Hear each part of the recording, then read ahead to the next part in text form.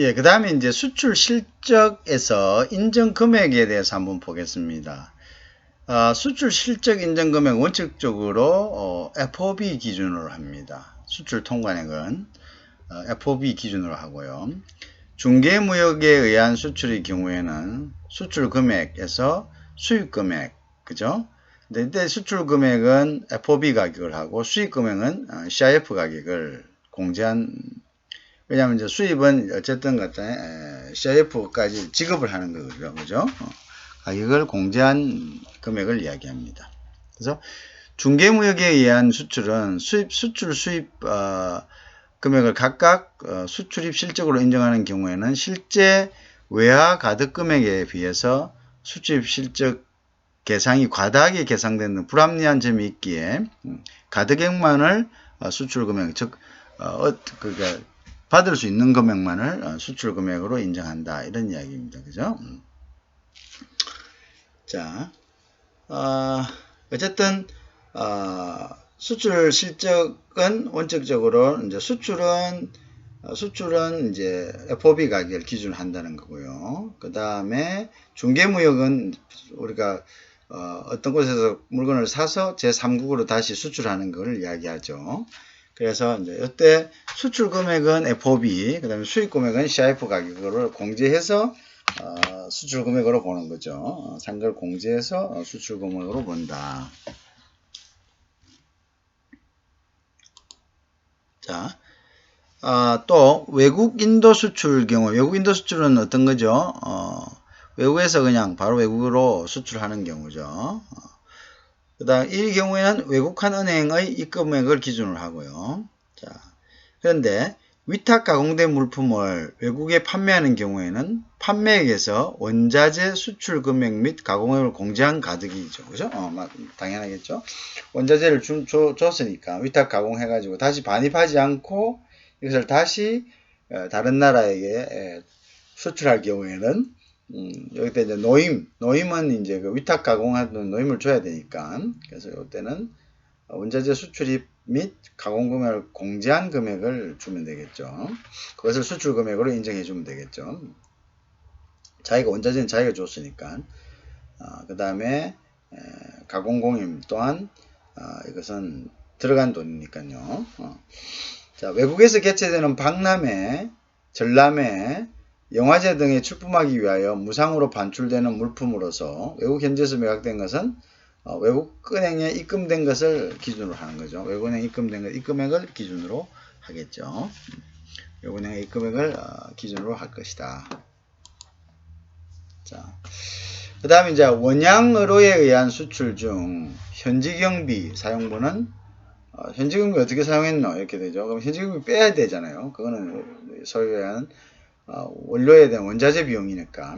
그래서 외국은행의 확인분에 의해야 한다. 자, 원양의료에 의한 수출 금액 범위 내에서 원양의료 작업을 하기 위해서 현지에서 사용한 유류비, 그 다음에 원양어선 유지 수선비, 소모품 등의 경비는 관련 정빙 서류 등에 의해서 외국은행이 확인한 금액을 수출 금액으로 이제 돈을 보내거나 하겠죠, 그죠? 돈을 보내거나 이렇게 할 때는 우리가 돈을 보낼 때 이제 돈의 목적을 쓰거든요, 항상. 뭐 작은 돈 이렇게 보낼 때는 그냥 보내지만, 뭐 작은 돈도 쓰긴 씁니다만은, 이렇게 돈이 양이 큰 거는 그 돈의 목적이라든지 이런 것들을 반드시 쓰게 되어 있습니다. 그래서 그걸 보면 알 수가 있겠죠. 자, 그 다음에 이제 용역 수출이라는 것은 이제 사람들이 가서 이제 일을 해주고 돈을 받는 이제 그런 형태의 수출을 이야기하겠죠. 한국무역협회장 또는 관련 협회장, 그죠? 예를 들어서 뭐 한국선주협회장, 용역수출이라는 것은 요거 이제 선원들이 가서 일하는 것도 용역수출이 되겠죠. 한국관광협회 중앙회장 및 업종별 뭐 이런 관광협회장이 발급한 수출입 확인서에 의해서 외국은행이 입금 확인한 금액을 갖다가 수출 금액으로 인정합니다. 그 다음에 이제 우리가 전자적 형태의 무채물은요, 한국무역협회장 또는 한국소프트웨어 산업협회장이 발급한 수출입 확인서에 의해서 외국한 은행이 입금 확인한 금액입니다. 그래서 각각 이제 요게 각각 그 확인해 주는 인정 금액과 이제 확인해 주는 그 단체가 틀리죠. 그죠? 그렇게 틀린다. 자, 내국 신용장, 구매 확인서 등에 의한 국내 공급하는 경우에는 이것도 마찬가지 외국은행이 결제액 또는 확인액이 되겠죠. 구매 확인서도 외국은행이 확인을 하는 거고, 그 다음 내국 신용장도 마찬가지겠죠. 외국으로부터 외화를 영수하고 외화 획득력 시설 기자재를 외국인과 임대차 계약 맺었죠. 임대차 계약 맺어서 국내에 인도하는 경우는 외국은 이것도 마찬가지. 아까 뭐로 본다 했죠? 수출을 봐주기 때문에 이때도 이제 외국한 은행의 입금액을 기준으로 한다. 이렇게 되겠죠.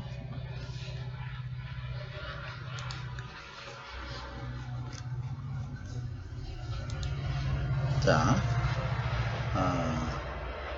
그 다음에 이제 수입 실적 인정금액 원칙적으로는 어떻게 한다 했죠? CIF 기준으로 한다 했죠. 수출은 FOB로 하고, 다만 외국 인수 수입과 용역, 아까 그거 얘기했고, 전자적 형태 유체물 수입은 외국한 은행의 지급액을, 요것은 이제 외국 인수 수입하고 용역, 또는 전자적 형태의 무채물 수입은 외국한 은행의 지급액으로 한다. 이렇게 되어 있습니다. 자, 그 다음에 이제 수출 신고 수리, 수출 실적은 이제 수출 선거 수리를, 이제 어떤 기점으로 하느냐 이거죠. 인정 시점은. 어떤 수출입 인정 시점은 언제를 기준으로 하느냐 이거죠. 그 다음에 그 수출 신고 수리일, 그죠. 수출 유상으로 거래되는 수출 및 해외 건설공사 관련 수출 실적 인정 시점은 수출 신고를 수리하는, 수출 신고를 갖다가 수리하는, 수출 신고를 이제 세관에서 수출 신고를 하면은, 이제 그 수출 신고를 세관에서 받을 때, 이제 그때를 이야기합니다. 자, 용역 또는 전자 형태의 무채물 수출할 때, 그죠? 입금일, 용역 또는 전자 형태의 수출할 때, 현지 매각 관련 수출, 중개무역, 외국 인도 수출 및 외화 획득력 시설 기자재를 국내에 인도할 경우, 자, 외화 획득력 시설 기자재를 국내 인도, 아까 했죠. 그 외국인과 계약을 맺은 자에게, 그죠? 임대차 계약을 맺은 자에게 인도할 경우, 수출시 인정시 10조는 입금일이 됩니다. 입금일. 돈을 입금해내야 됩니다. 그 다음에 내국 신용장 구매 확인서에서 공급할 경우에는 수출 시점은 언제 되느냐. 외국한 은행을 통해서 대금을 결제한 건 결제일이 되겠고요. 외국한을 통해 대금을 결제하지 않은 경우는 당사간 대금 결제일. 그건 이제 외국한 은행을 통해서 대금을 결제하는 것은 내국 신용장 경우가 되겠고, 외국한 은행을 통해서 대금을 결제하지 아니한 경우에는 어떤 경우요? 구매 확인서에 의한 것이죠. 그죠? 구매 확인서에 의한 것이다. 그죠? 자, 그러한 경우다.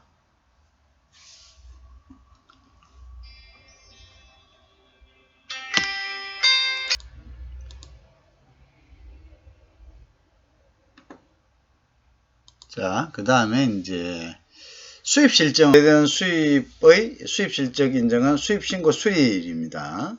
다만 외국인 수입과 외국인 수입과 용역 또는 전자 형태의 무채벌 수입의 경우에는 지급일로 한다. 이건 수출과 거의 같네요, 그죠? 이제 지급일로 한다. 그렇게 되어 있습니다.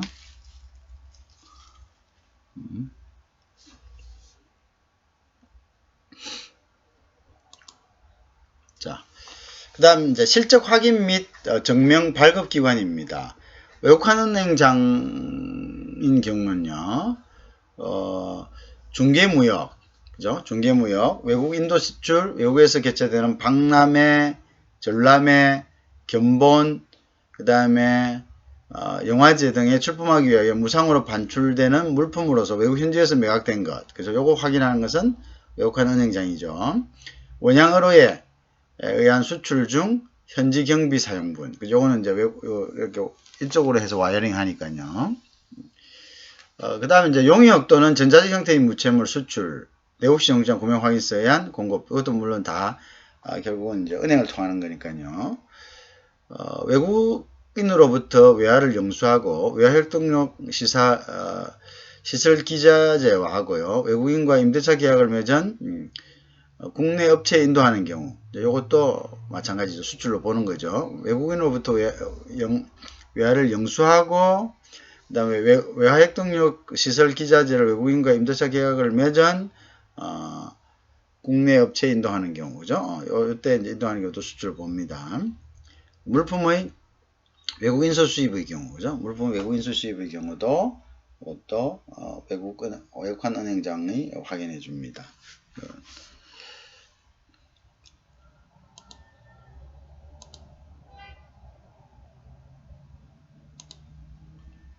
자, 그 다음 이제 한국무역협회장 또는 지식경제부 장관이 지정하는 기관의 장의 경우는요, 위와 같은 경우로 수출 통과를 거친 물품 등의 수출을 갖다가 이제 인정하고 있습니다. 그죠? 무역협회장 또는 지식경제부 장관이 지정하는 기관장의 경우, 이제 그 이외에 조금 전에 한 것, 외국환 은행장이 한 것 이외의 경우로, 그죠? 수출 통과를 거친 물품 등의 수출에 대해서는 실적 확인을 해줍니다. 그 다음에 이제 용역 또는 전장의 혜택 물체품 수입 확인을 했죠. 용역은 한국무역협회장 또는 관련협회장, 회원업은 뭐 한국선주협회장, 관광업은 한국관광협회 중앙회장이나 뭐 업종별 관광협회장 이런 분들이 이제 해주는 거고요. 전자적 형태의 무채물은 무역협회장 또는 한국소프트웨어 산업협회장이 수출 실적을 발급합니다. 그렇게 되죠. 자, 이제 발급기관, 그죠? 실적 확인 및 증명 발급기관들도 잘 알아둬야 되겠죠. 자, 그래서 요거 한번 봅니다. 이게 이제 전체적으로 이제 테이블인데요. 우리가 이제 수출 실적 인정 범위, 그 다음에 지금까지 한 거죠. 수출 실적 인정 금액, 수출 실적 인정 시점을 이제 분류를 해 놓은 겁니다. 자, 그거 이제 전체적으로 한번 보면, 수출 실적이 인정되는 범위는 유상거래입니다. 그죠? 유상거래. 즉, 어떤 돈을 받아야 된다는 이야기죠. 그래서 이제 대북한 유상 반출도 포함한다. 북한에 가는 것도. 그 다음, 수입 승인 면제 제품 중에요. 어떤 것이냐면은, 외국에서 개최되는 수출 승인 면제 제품 중에 박람회 등에 출품하기 위해 무상 반출 중 현지에서 매각된 거 아까 했죠. 그 다음에 이제 해외 건설 투자 목적으로 우리 업자에게 무상 반출 중 해외 건설 공사에 직접 공유해지는 원료, 기재, 공사용 장비 또는 기계료의 수출. 자, 요런 것들은 이제 그 현지에서 이제 팔리는 거죠. 그죠? 그래서 이제 신고 필정에, 수출 신고 필정에 재반입하지 않겠다는 조건이 명시된 것에 한해서 한다 했습니다. 그죠? 자, 자, 수출 승인 면제됩니다. 내가 건설기계에 가서, 우리 저기 현장에 가서 건설해야 됩니다. 라고 이제, 그래서 이건 수출하는 거 아닙니다. 라고 이제 나갔잖아요. 그죠? 근데 이제, 그러니까 이제 우리가 이제 우리 업자에게 일단 나갔어요. 우리 업자에 나가야 되죠. 근데 여기에 이제 이거는 거기에서 뭐 폐기 처분하든 어떻게 하든 안 갖고 오겠습니다라고 재반입하기 안 하겠다는 조건으로 나간 그 경우겠죠. 그죠? 그러면 그건 좀 복잡하고 이러니까 그죠? 다시 뭐 반입하고 이런. 근데 그게 그 안에서 그냥 팔린 경우죠. 팔린 경우. 그죠? 팔았다 이렇게 했을 때는 그거는 이제 수출로 잡아준다 이거죠. 그다음에 이제 국내 공급 중에요. 자 보세요. 수출 승인 면제 중에는 그렇고, 이제 국내 공급 중에는 내국 신용장에 의한 거, 구매 승인성에 의한 거, 그 다음에 지식경제장관이 정하는 생산자의 수출 물품 포장용 상자, 이거죠. 이것도 이제 일단, 비용에 들어가니까요. 수출 비용에 들어가니까. 이것도 수출로 잡아준다. 국내 물품 중. 자, 그 다음에 보면, 기타에는 이제, 외국인에게 외화를 영수하고 외화협동력 시설 기자재를 외국 임대차 계약을 맺은 자에 대한 자에게 물품을 납품한 경우. 아까 했죠. 그 뒤에가 조금 잘려 있는데, 이제 그런 경우죠. 다 정리한 거니까 앞에 다 내용은 있습니다. 자, 그런 경우에는 우리가 수출 실적을 인정한다. 그죠? 원칙적으로는 유상거래 수출을 하는 것은 돈 받고 수출하는 건 다 수출 실적이 됩니다. 그 다음에 이제 수출 승인 면제, 수출 승인 면제라는 것은 이제 수출이 아니고, 이거는 뭐 이렇게 박람회라든지 뭐 이런 데 간다. 그거는 무상 반출입니다. 그죠? 그러니까 돈을 외화를 갖다가 받지, 어떤 대가 없이 가는 거죠. 대가 없이 갔다. 그 다음에 건설 기자재들, 그죠? 또는 이제 투자 목적으로, 그죠? 우리가 뭐 해서 그쪽에서 투자한다는 것은 공장을 세운다든지 뭐 농장을 조성한다든지 뭐 여러 가지가 있겠죠. 이러한 목적으로 필요한 이제 기자재가 나갈 거 아닙니까? 뭐 기계라든지, 그죠? 이런 것들 원료라든지 이런 것들 나갈 때는 기계 수출할 때는 원래는 무상으로 나가는 거죠. 대가 없이 나가는 거죠. 사용하기 위해서 자기들이 일때는 이제 수입하지 않는다는 신고 수출해서 다시 재반입 받는다는 조건을 달고 나가는 경우가 있습니다. 이럴 경우에는 그냥 승인이 면제되는 거죠. 이제 그렇지만 이것이 현지에서 팔리면은 이것도 이제 수출을 잡아준다. 자, 그다음에 이제 수출 실적 인정 금액은 어떻게 되냐? 통관액 기준으로 해서 FOB다. 수입은 CIF다 했죠. 그래서 중개무역 같은 경우 인터미디어트입니다. 이것은 자기 수출 금액에서 그 다음에 또 다른 나라에서 구입해온 금액을 뺀 금액을 우리가 요거는 수출 금액으로 인정해 준다. 그 다음에 외국 인도 수출은 외국에서 이제 이렇게 외국에서 외국으로 가는 거죠. 외국 은행장 입금액을 기준으로 한다. 위탁 가공 물품을 외국에서 판매 시는 판매해서 그 다음에 원자재 수출, 자기 원자재 수출을 할 거 아닙니까? 거기에다가 이제 가공임을 빼야죠. 그죠? 그래서, 위탁 가공 무역이라는 것은 어떤, 예를 들어서 한국 업체가 중국 업체에게 원자재를 주고, 이때 원자재를 줄 때는 원자재 수출을 줍니다. 그 다음에 그것을 가공해서 다시 들여오거나, 들여올 때는 뭡니까? 거기에서, 그 수입 금액에서 원자재 준 금액은 빼고, 노임만, 그죠? 수입 가격을 하죠. 아니면 그 제3국을 할 때는 여기서 이제 노임과 어떻게, 원자재 가격을 빼고 그 다음에 남은 가격을 수출로 본다 이거죠. 그 이야기가 되겠습니다. 그 다음에 이제 원양어로에 의한 수출 중에는 현지 경비 사용부는 외국은행이 확인한다. 원양어로는 알죠? 거기 뭐 수리비, 기름비 뭐 이런 거죠. 여러 가지 뭐 경비들은 결국은 어떻게 그 부분들은 제외하고, 그죠? 인정하는데, 이제 요거는 이제 외국은행장이 이제 보고 판단하는 거죠. 그 다음에 용역 같은 경우, 전자적 형태의 무채물, 그죠? 요거는, 용역은 사람이 가서 일하고 이제 받는 거죠. 그 다음에 전자적 형태의 무채물도 마찬가지입니다. 이런 것들은 소프트웨어 같은 거는 무역협회 등이 발급한 수입 확인서에, 수출입 확인서에 의한 외국은행이 입금 확인한 금액을, 무역협회에서 수출입 확인서 떼고, 그 다음에 외국한 은행이 이제 입금 확인한 금액을 보고 하는 거죠. 자, 그것이 이제 유상거래 수출하고, 그 다음에 이제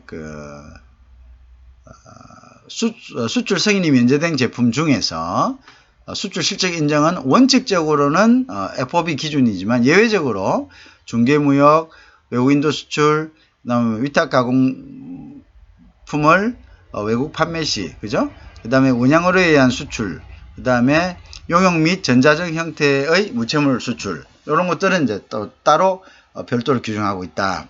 그 다음에 국내 공급 중에, 국내에서 이제 공급한 것 중에 내국 시용장에 의한 거, 이것도 구매 승인서, 그 다음에 이제 지식경제장관이 정하는 생산자의 수출물품 포장용 골판지 상자 공급, 이런 것들은 전부 다 외국은행의 결제액, 확인액이 이제 외국은행의 결제액을 보고 한다. 그죠? 그 다음 이제 기타 중에요.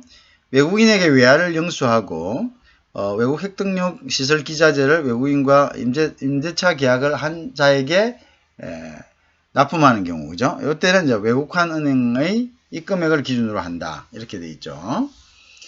자, 그 다음에 이제 그 원칙적으로는 수출 실질 인정 시점은 수출 신고 수리일이죠. 수입도 마찬가지고요. 그 다음에 예외적으로 외국 박람회 현지 매각은 입금일, 외국 박람회에서 사용하고 현지 매각한 것은 입금일이고, 용역 및 전자적 무채물, 중개무역, 외국 인도 수출은 또 이것도 입금일입니다. 알겠죠? 입금일이다.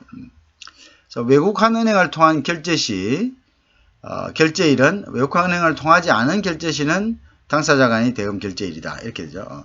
그래서 보통 이제 내국 신용장은 외국환은행을 통해서 결제하고, 그 다음에 구매승인세는 외국환은행을 통하지 않죠. 그래서 이것은 대금 결제일이란다. 그 다음 아까 이야기한 외국인에게 외화를 영수하고 외화 획득용 시선 기자재를 외국인과 임대차 계약을 맺은 자에게 납품하는 경우, 그죠? 요것 때는 이제 입금일을 기준으로 한다. 이렇게 되어 있습니다.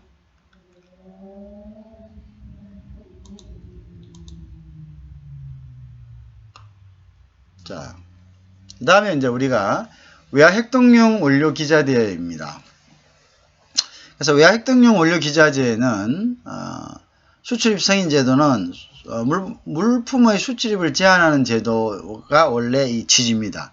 수출입 제한 제도, 그러니까 수출입 승인 제도라는 것은 이거 승인하는 이유가 뭡니까? 그거는 레귤레이션 하려고 하는 거죠, 그죠? 그래서 물품의 수출입을 제한하는 제도이나 외화 획득용 원료 기자재 수입 승인 제도는 수출 중 외화 획득에 사용된 원료 등을 조달을 원활하게 해가지고 외화 획득의 이행을 촉진하는 지원 제도다. 이건 촉진하게 해주기 위한 것이다. 이거죠. 그건 조금 원래 수출입 승인 제도는 제한하는 어떤 목적이 있으나 외화 획득용 원료 기자재 수입 승인 제도는 수출 등 외화 획득에서 사용될 원료들의 조달을 원활하게 하여 외화 획득 이행을 촉진하기 위한 지원 제도다. 이렇게 지원 제도다. 이렇게 이제 규정을 하고 있습니다.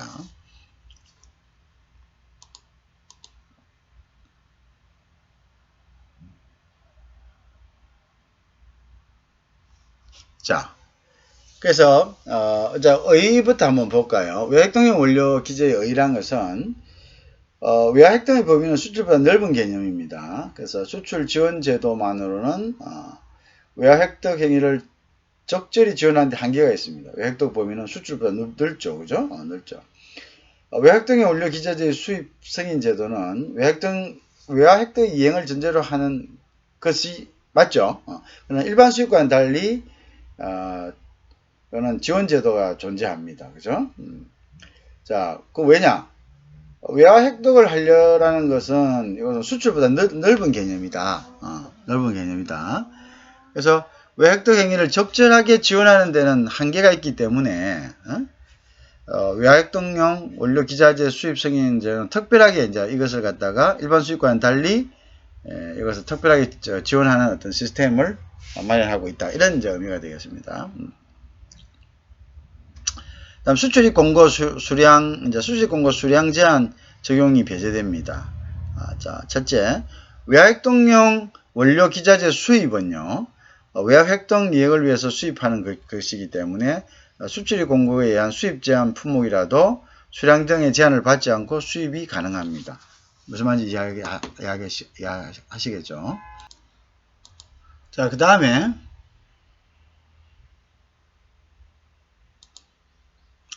일단 이제 관세 환급이죠. 외화 획득용으로 수입하는 원자재들을 사용해 생산한 물품을 수출할 경우 당초 수입 통관 시 납부한 관세를 환급합니다. 그죠? 그래서 우리가 보통 이제 수출하기 위해서 재료를 사와서 그 재료를 사올 때 꼼꼼하게 이제 수입 작성을 하죠. 그죠? 작성하면 나중에 이제 나갈 때 그런 부분들에 대해서 다시 신고하면 그걸 다시 되돌려 줍니다. 자, 그래서 무역금융 지원하죠. 그죠? 원자재 수입 대금 등을 무역금융에서 융자 지원하게 됐고요. 그 다음에 원산지 표시 면제죠. 즉, 외화 획득용 원료 기자재 수입 시 원산지 표시를 면제합니다.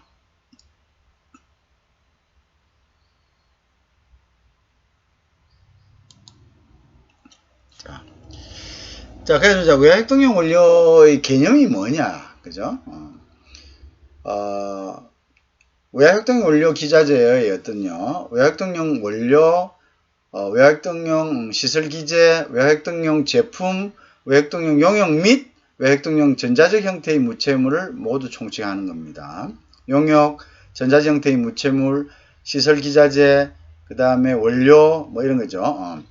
자, 외화협동용 원료란 것은 외화협동에 제공되는 물품들을 생산하는데 필요한 원자재, 부자재, 부품 및 구성품을 이야기합니다.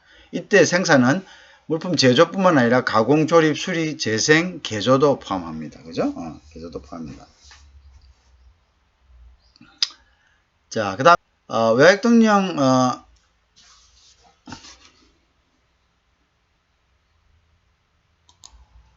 그 다음 이제 외화협동용 시설 자재, 그 다음에 이거는 어떤 의미냐면요. 외화획득에 제공되는 물품들을 생산하는 데 사용되는 시설, 기계, 장치, 부품 및 구성품, 그죠?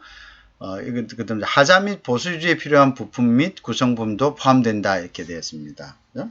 생산하는 데 사용되는 시설, 기계, 장치, 부품 및 구성품이다. 그 뭐 대부분 다 해당된다 이렇게 보시면 되겠네요.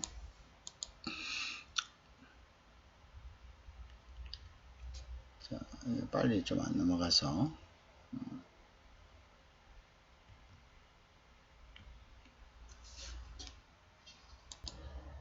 이제 외화획동용 원료의 범위를 보면요. 대무역법상 수출 실적으로 인정되는 수출 물품 등을 생산하는 데 소요되는 원료, 이제 포장재를 포함한다 이렇게 되어 있습니다. 그죠? 어쨌든 수출 물품 등을 생산하는 데 소요되는 원료다 이렇게 규정하고 있습니다. 외화 가등률, 즉 외화 획득에서 외화 획득용 원료의 수입 금액을 공제한 금액이 외화 획득률에서 차지하는 비율을 말합니다. 그죠? 그래서 이제 그게 이제 30% 이상인 군납용 물품 등을 생산하는 데 사용되는 원료. 자, 그러니까 뭐냐면은 우리가 외화 수출을 하면 수출 금액이 나옵니다. 그죠? 그 다음에 이제 수입 공제를 하면은 거기에서 남는 것이 이제 그 비율을 말하죠. 그게 이제 몇 프로 되느냐 이거죠. 그죠? 그게 이제 30% 이상인 군납품 등을 수출 금액에서 원료 금액을 빼고, 그죠? 빼고 난 다음에 남는 것이 이제 그것이 전체 금액에서 뭐 예를 들어서 뭐 100만 원인데 그 원료 금액이 예를 들어서 뭐 전체 이제 차지하는 비용이 몇 퍼센트 되겠냐 이거죠. 그죠? 그것을 이제 이야기합니다. 결국은 뭐 예를 들어서 이제 100만 원에 파는데 50만 원이 들었다. 그러면 50%가 이제 확등률이 되겠죠. 그래서 30% 이상일 경우에는 이상일 경우, 즉 외화 획득률이 30% 이상 군납용 물품 등을 생산하는 데 소용되는 원료도 이제 외화획득용 원료에 된다 이렇게 이야기하죠. 해외에서 건설 및 용역 사업용 원료 이것도 이제 그게 포함되겠죠.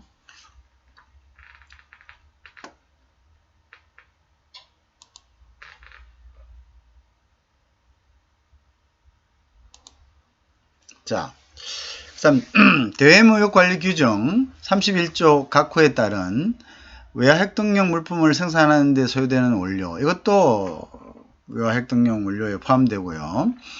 내용을 보면은 외국인으로부터 외화를 받고 국내의 보세 지역의 물품 등을 공급하는 경우, 그죠? 그것도 외화획득용 원료라, 즉 보세 지역에는 이제 뭐 경제자유구역이나 이렇게 자유무역지대나 이런 것을 이야기하겠죠.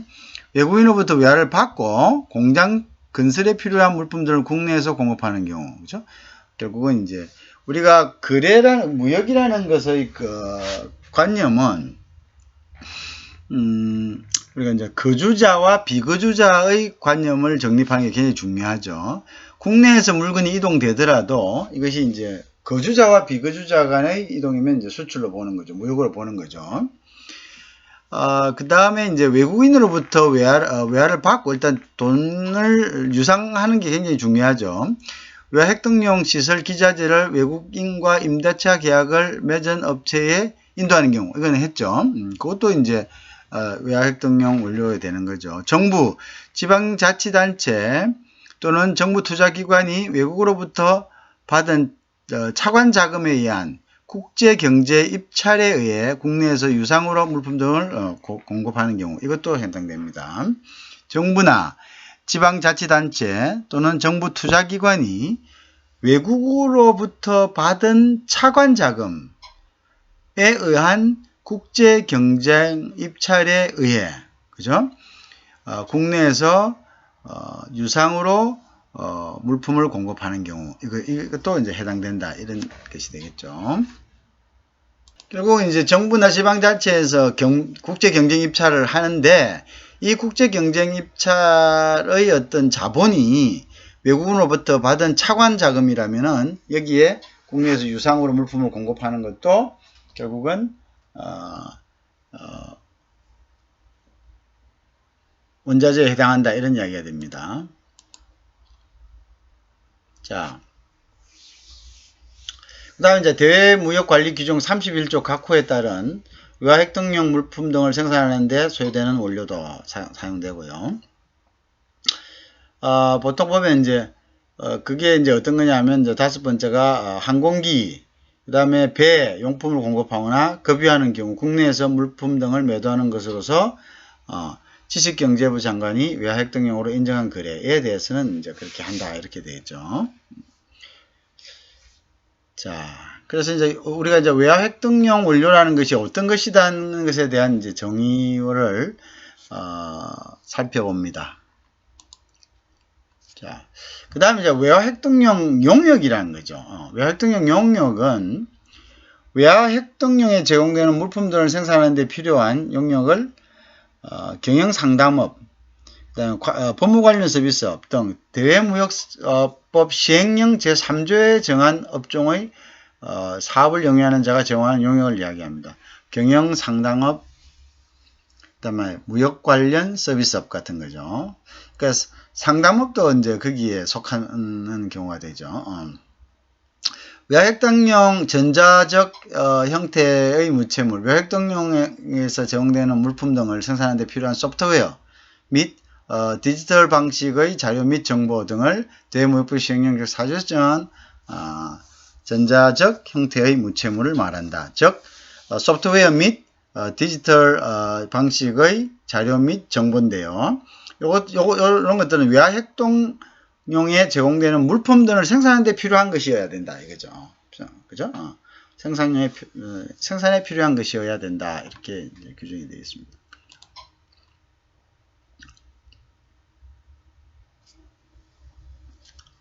자, 외화 획득용 제품은요, 생산 과정을 거치면서, 그죠? 생산 과정을 거치면서, 생산 과정을 거치지 아니한 상태로 국내에서, 그죠? 외화 획득용에 제공되는 물품을 말합니다. 자, 외국에서 수출하기 위해 수입되는 모든 물품을 의미하는 것은 아닙니다. 외국에서 수출하기 위해서 수입되는 모든 물품을 의미하는 것은 아닙니다. 그죠? 이거는 수입한 후 생산 과정을 거치지 아니한 상태로 국내에서 외화 획득에 제공되는 물품을 말합니다. 그죠? 생산 과정을 거치지 아니한 상태로 국내에서 외화 획득에 제공되는 물품 등을 말합니다. 그죠? 그래서 이제 외화 획득용 제품의 범위는 대외무역법 관리제 규정 59조에 따라서 주식회사, 그죠? 관광용품센터, 그죠? 가 수입하는 식자재 및 부대용품, 이게 속합니다. 그죠? 외화 획득용 제품. 그래서 이제 외화 획득용 제품이란 게 결국은 아까 이제 외화 획득용 원자재, 용역, 제품, 이렇게 지금 진행되고 있습니다. 자, 주식회사, 관광용품센터가 수입하는 식자재 및 부대용품.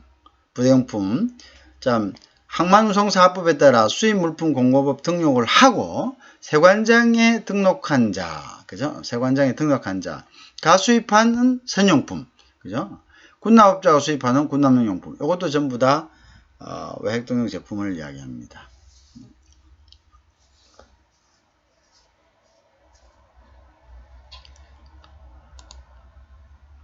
자, 그 다음 이제 외화핵동용 구매 승인서에 관한 건데요. 외화핵동용 구매 승인서 앞전에 했잖아요. 그래서 이제 그 부분이 어떻게 되는지를 한번 다시 봅니다. 그래서 이제 외화핵동용 구매 승인서는 왜 중요하냐? 국내 신용장하고 같이 뭐 수출 실적으로 인정된다는 거죠. 수출 실적으로 인정된다. 그래서 이제 그 부분이 이제 우리가 눈여겨봐야 되는 부분입니다.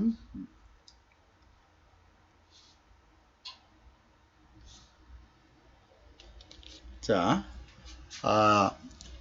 구매승인서 발급 등이죠. 지식경제부 장관은 외활동용 원재 기재를 구매하려는 자가 부가가치세법 제11조 1항 제4호에 따른 영의 세율, 영세율, 지로입니다. 지로세율을 적용받기 위하여 확인 신청하면, 자, 이제 수출하는 자가 수출하니까 세금 안 낼랍니다. 부가가치 안 낼랍니다. 라고 끊어달라라고 하면은 확인해달라. 나 부가가치 내는 사람 아닙니다. 라고 확인해달라고 하면 외활동용 원료 기재를 구입한 것임을 확인하는 서류, 즉 구매 확인서를 발급할 수 있다. 할 수 있다. 이렇게 되어 있네요. 지식경제부 장관은 구매 확인서를 발급받은 자에 대하여 외핵동용 원료 기재 구매 여부를 사후관리해야 되죠. 그죠? 해야 되고, 신청 발급 절차 및 사후에 대한 사항은 대통령령으로 정한다. 이렇게 되어 있습니다. 신청 발급 등을 보면, 구매 승인서를 발급받으려는 자는 구매 승인 신청서에 각 호의 서류를 첨부하여 지식경제부 장관에게 제출해야 된다. 이렇게 됐죠. 구매자 공급자 간의 서류, 그죠? 그러니까 이제 구매자 공급자 간의 견적서 같은 거. 자, 수량 등에 관한 서류, 외활동용 원료 기재라는 사실을 증명하는 서류로서 지식경제부 장관이 정하고자 고시하는 서류. 재반이 이제 그거를 증명하는 그런 방법들이 있을 겁니다. 근데 실질적으로 이제 이런 것들을 지금은 보면은 이게 인터넷 발급이 돼 있어요. 근데 옛날에는 이제 은행에서 은행 직원들이 일일이 다 이걸 떼줬습니다. 근데 그 차이점이 어떻게 보면은 그 2중 3중 일이 더 많을 수 있어요. 인터넷 발급을 위해서는 또 그거를 스캔 떠서 넣어야 되고 그렇거든요. 근데 보통은 이제 은행에서는 신용장이나 이런 수출 관련 이렇게 서류들이 있기 때문에 그냥 가져가면 손쉽게 처리가 되고 이렇게 내용만 이렇게 확인하면은 이제 됐었거든요. 뭐냐면 세금계산서 떼가가지고 가면은 이제 그 세금계산서 보통 이제 구매승인서 보면은 공급받는 자, 공급하는 자 해갖고 이제 그 회사의 어떤 상호나 이제 회사에 대한 정보들이 있고 이런 식으로 해서 이제 처리를 했었죠. 근데 이제 어떻게 보면 또 이렇게 입력시키고 물론 은행의 어떤 부담은 많이 들었겠죠. 은행 직원들이 이것 때문에 시간을 소비하는 걸 들 수 있을지 몰라도 또 제공하는 입장에서는 어떻게 보면 오히려 더 일이 늘을 수도 있습니다. 일일이 다 그걸 또 하나하나 다 서류를 첨부해야지 인터넷상에서 발급이 되겠죠. 자, 그래서 구매자 공급자에 관한 서류, 구매자 같은 경우에 사업자 등록증, 공급자 사업자 등록증 이런 거겠죠. 수량 등에 관한 서류는 신청서가 있겠죠. 그 부분들이 다 있겠고, 법제 16조 1항에 따른 외활동용 원료 기재라는 사실을 증명하는 서류로서 고시한 서류가 있습니다. 수출 면장이라든지 여러 가지가 있겠죠. 아니면 이제 대금 온거라든지 그 다음에 견적 준 거라든지 외국에 그래서 이제 견적이 어그리 돼 가지고 이게 수출이 개시된다는 거 이런 종류죠. 그래서 지식경제부 장관은 신청을 받은 경우 신청이 구매하는 원료라는 기재가 제26조에 따른 외화획득의 범위에 해당되는지 확인하여 발급 여부를 결정한 후 구매 승인서를 발급해야 된다 이렇게 되죠. 사실은 일일이 다 알 수가 없기 때문에 여기서 어떤 기계를 만드는데 은행 직원들이 그 부품이 뭐 들어가는지 사실 알지 못하죠. 그래서 웬만하면 그 범위 내에서 떼주는 게 일반적입니다. 제1항과 제2항에서 규정한 것 외에 구매 확인서의 발급 등에 필요한 세부사항은 지식경제부 장관이 고시한다. 이렇게 되어 있습니다.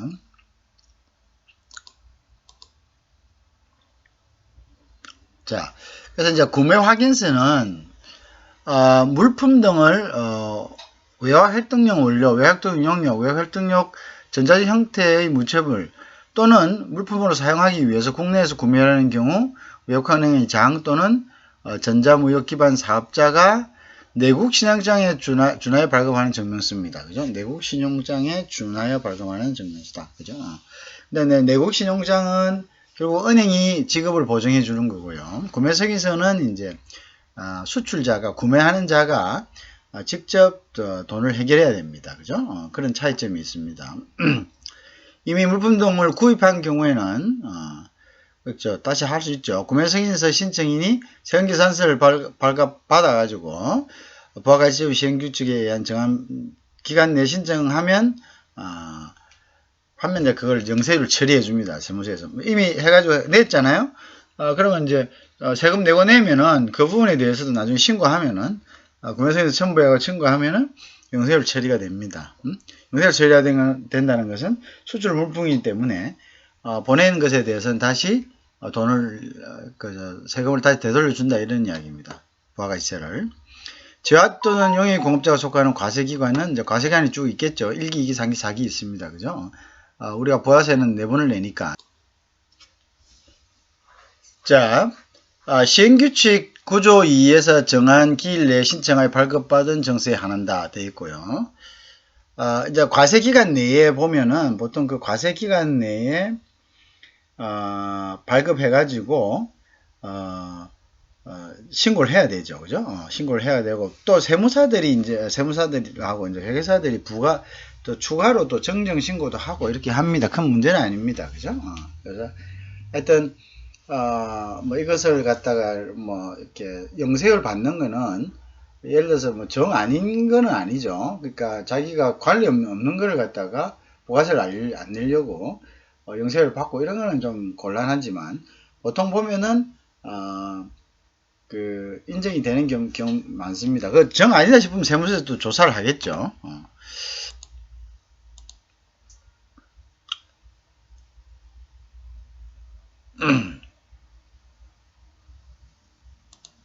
자, 국내에서 외화 획득용 원료 또는 물품들을 구매하려는 자가 부가가치세 영세율을 적용받기 위해서는 어떻게 해야 된다죠? 외국한 은행의 장 또는 전자무역 기반 사업자에게 관련 서류를 제출하면 외화 획득용 원료 기재 구매하는 것임을 확인하는 구매 확인서를 그죠? 은행에서 하죠. 그래서 이제 대무역법 시행령 92조 1항에 따라 지식경제부는 구매 확인서 발급 및 사후관리 권한을 외국한 은행장, 그렇죠? 전자무역 기반 사업자에게 위탁되어 놨습니다. 구매 확인서 발급을 위해서는 대무역 관리 규정 별지 제13호의 외화 획득용 원료 물품 등의 구매 공급 확인서 신청서에 외화 획득용 원료 기재임을 입증하는 서류 중 하나를 첨부하여 제출하면 됩니다. 예. 그럼 이제 그 딱 보고 보통 뭐 실무적으로는 은행 가면 주고 뭐 은행 직원이 이렇게 뭐 공급 담자 해가지고 도장 딱딱 찍어줍니다. 그럼 이제 그거 가지고 가서 공급하는 사람들에게 주고 나중에 영세율로 해가지고 저한테 끊어주고 이거 영세율 세무서 신고할 때는 왜 영세율인가를 갖다가 증명해야 되니까 은행에서 발급해준 구매승인서 이걸 갖다가 첨부해서 내시면 됩니다. 이렇게 이야기하죠. 보통. 자, 보통 그럴 경우에는 입증 서류는 뭐 아까 말씀드렸죠. 신용장에서 하는 게 좋게 계약서 그죠?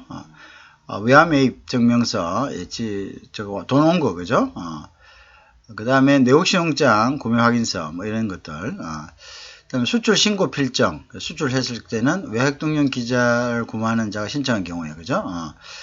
그 다음에 외화획득용에 제공되는 물건을 생산하는 경우임을 증명할 수 있는 서류. 하여튼 뭐 꼭 이게 뭐 정형화되어 있는 건 아니지만 이거 보통 우리가 이제 뭐 신용장 없을 경우도 있잖아요. TT로 올 경우도 있고 뭐 또 뭐 더 심한 경우에는 뭐 구두로 계약하는 경우도 있잖아요. 그럴 때는 일단 구두로 하는 경우에는 지금 당장은 뭐 서류가 없잖아요. 그럼 일단 그걸 끊습니다. 영세원 말고 10% 부가세 끊어 가지고 나중에 이제 수출하고 나서 아까 여기 이야기하는 수출 신고 필증 가지고 이거 수출할 때 여기 들었던 구입했던 원자재다 이렇게 이야기하면 되죠. 그러면 이제 또 정리가 됩니다. 예. 자, 그런 방식으로 외액등용 원료에 대해서 외액등용 원료라는 것은 국내에서 사용되지 않았다는 거죠. 부가세라는 것은 원래 국내에서 이제 사용됐을 때 그 부분에 대해서 우리가 이제 그 세금을 내는 거기 때문에 국내에서 사용되지 않았을 때는 이것은 그 부가세는 낼 필요가 없죠, 그죠? 그래서 이제 구매 승인서를 내면 구매 확인서를 내면 부가세를 내지 않아도 된다 이런 이제 얘기가 되는 겁니다.